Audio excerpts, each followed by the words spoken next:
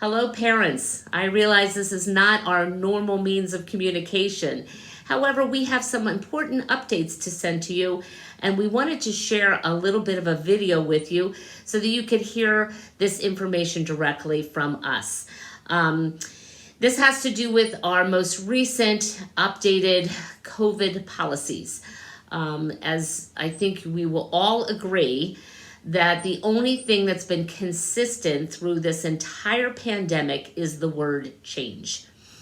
We have had constant change. It feels like things change every 5 minutes.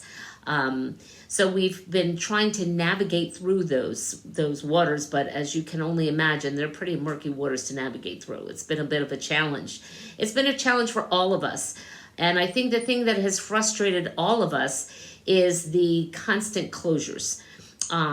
Children thrive when they have routines and they come to school every day and they have live instruction and they have socialization. That's where children thrive. And they have a difficult time when that's constantly interrupted.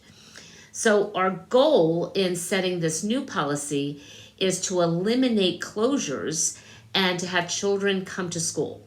However, in order to do that, we need well children to be at school and sick children to be at home. And so that's the premise of what we'll be sharing tonight.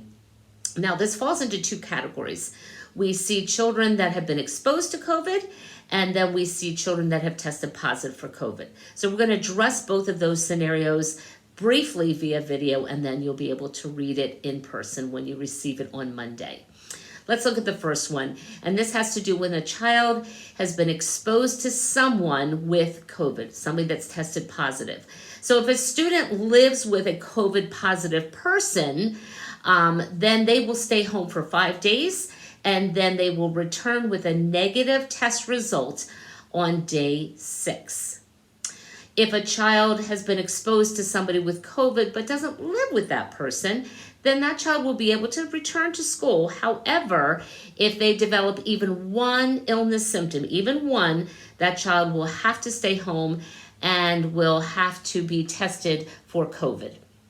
Let's look at the second scenario, which is if a child tests positive for COVID. So should a child themselves test positive for COVID, it's basically simple. That child will stay home for 5 days, then be able to return on day 6 if they are asymptomatic or their symptoms are resolving. That child will then return with a negative test result or a doctor's note, giving a dated doctor's note that will clear them from the COVID isolation. There's more to the policy that you'll be able to read. There's all kinds of sub-branches on this flowchart. But I just wanted to give a brief overview of what you can expect to see.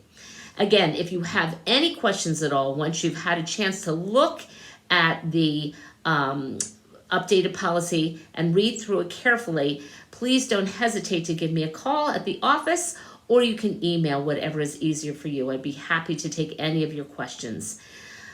That's it for now.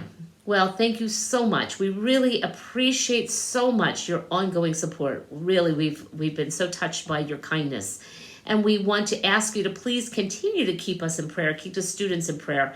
We're here because of Jesus, and we want to continue to stay here every day so our children can thrive as they get closer to the Lord. So thank you for your ongoing support, and thank you for your prayers. God bless you.